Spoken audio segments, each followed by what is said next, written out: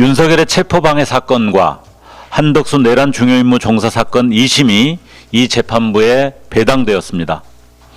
내란 우두머리 혐의로 1심 무기징역이 선고된 윤석열 사건도 2심이 열리게 되면 내란 전담 재판부에 배당될 것입니다. 내란 전담 재판부는 스스로의 탄생 배경을 깊이 직시해야 합니다. 국민들은 피 끓는 심정으로 내란범의 단죄를 1년 넘게 기다렸습니다. 엄중하고 신속하게 내란을 종식하고 새로운 대한민국으로 나아가길 염원했습니다. 그러나 조희대 사법부 직위원회 재판부는 스스로 권위를 짓밟았습니다.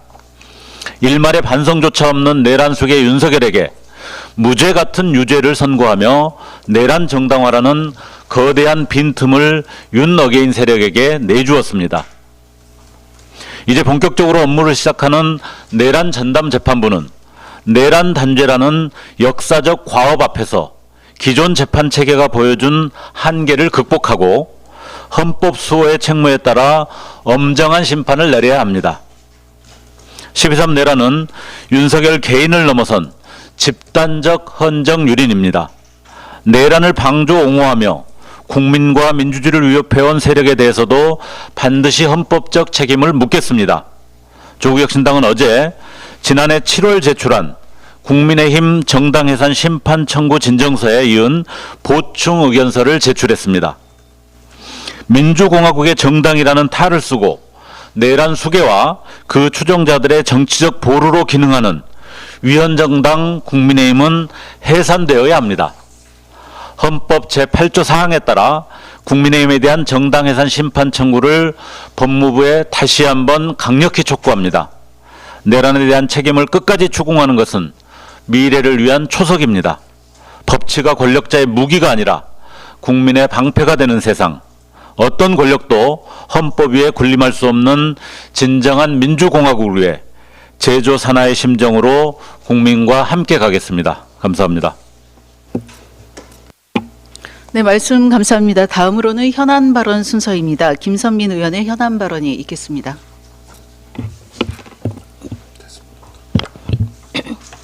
김선민 의원입니다. 시스템의 실패를 구급대원의 사투로 버티는 현실, 응급의료법 개정만이 답입니다. 우리는 다시 가슴을 쓸어내리는 기사를 접했습니다. 지난달 24일 경기도 부천에서 산통이 시작된 임산부가 수용 가능한 병원을 찾지 못해 무려 30곳의 병원으로부터 거절당했습니다.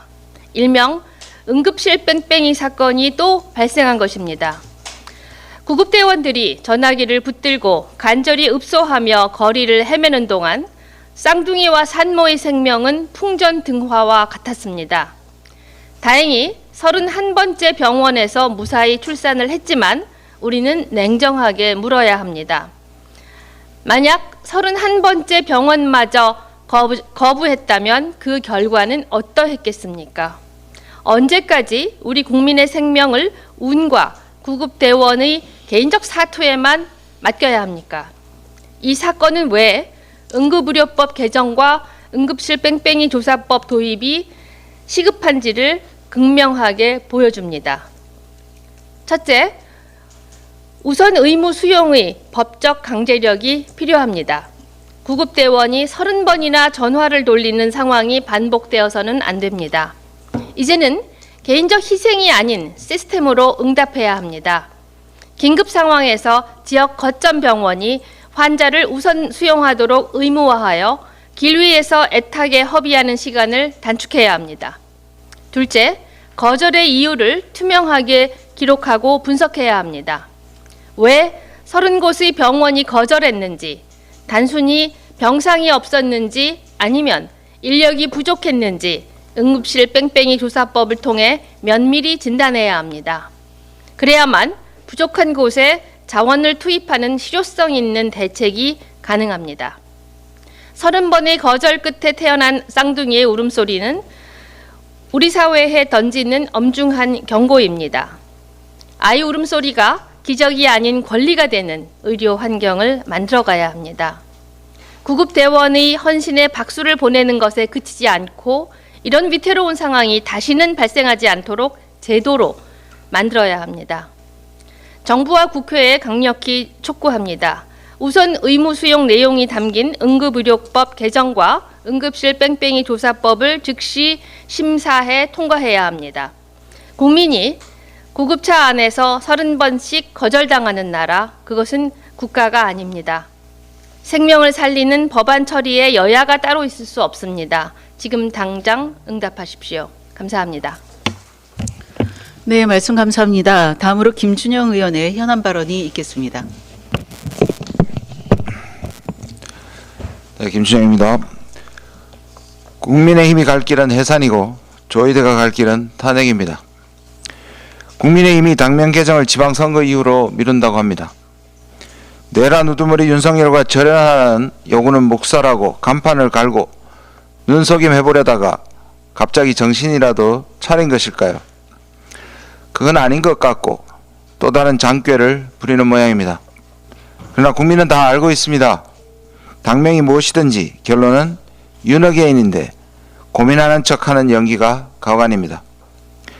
장동혁 대표는 윤석열과 한몸이라 인정하고 내가 바로 윤석열이라고 선언하고 있습니다. 일단 6월 지방선거에서 윤어게인과 통일교, 신천지, 전환길 세력을 깡그리 긁어 모아 당권이라도 유지하려는 것 같은데 국민은 안중에도 없는 이런 정당이 과연 공당이라고 할 수 있습니까? 그들의 이중잣대는 더 가관입니다. 윤석열 정권 내내 이재명 죽이기에만 혈안이 되었던 자들입니다. 재판을 받기도 전에 당시 이재명 대표는 유죄였습니다. 송영길 전 민주당 대표에 대한 무죄 판결은 부정하면서 윤석열 유죄 판결은 무죄라고 주장합니다. 마음에 드는 판결만 법치입니다. 그러므로 국민의힘은 길은 해산입니다. 다른 한편에서는 사법부가 내란 청산을 온몸으로 막고 있습니다. 국민을 무시하고 윤석열 봐주기가 역력했던 직위원회 판결은 물론이고 조희대 대법원장의 내란 청산 방해는 멈출 줄을 모릅니다. 바로 어제도 사법개혁 법안을 두고 대한민국 사법부가 생긴 이래 80년 가까이 이어온 제도의 틀을 근본적으로 바꾸는 것이라며 국민에게 엄청난 피해가 갈 중대한 문제라고 협박했습니다. 그러나 80년 묵은 병든 사법부의 변화는 뒤늦어도 너무 뒤늦은 개혁입니다. 사법개혁 법안 통과를 통해 그동안 누적된 엄청난 국민 피해를 오히려 바로잡아야 합니다. 누차 강조하지만 민주주의의 삼권 분립은 세 축이 모두 정상적일 때는 독립성을 강조하지만 어느 한 축이 작동하지 않을 경우에는 나머지가 견제하고 고치는 것이 삼권이 존재하는 가장 근본적인 이유입니다. 행정부 대통령이 내란병이 들어서 입법부와 사법부가 나섰던 것이고 사법부가 병들면 입법부가 바로 잡는 것이 제대로 된 삼권 분립입니다. 지금 조희대 사법부는 분명 큰 병이 들어 있습니다. 지금은 입법부가 나서서 사법 정의를 스스로 세울 수 있도록 나서야 할 때입니다. 그러므로 조희대가 갈 길은 탄핵입니다. 한마디만 덧붙이겠습니다. 미국 대법원이 트럼프 행정부의 관세 정책에 제동을 걸자 어제 조선일보 사설은 미국의 대법원은 정권의 폭주를 막았었는데 한국에서는 민주당이 사법 3법을 처리하고 나섰다면 누구에게 기대해야 되냐고 썼습니다. 계엄을 막았다는 정권의 독재적 행태가 계엄을 저지른 세력 못지않다며 무슨 폭거를 저질러도 선거에서 이긴다고 믿기 때문에 이런다고 조선일보는 썼습니다. 요설입니다. 대한민국 헌정사에서 독재 DNA로 연명해온 세력들이 바퀴벌레들처럼 한꺼번에 모습을 드러내고 있습니다. 내란을 연장하고 개혁에 저항하는 세력들을 단절하고 새로운 대한민국을 만들기 위해서라도 개혁의 고삐를 늦출 수 없습니다. 감사합니다. 네, 이상으로 조국혁신당 공개 의원총회를 모두 마치겠습니다. 감사합니다.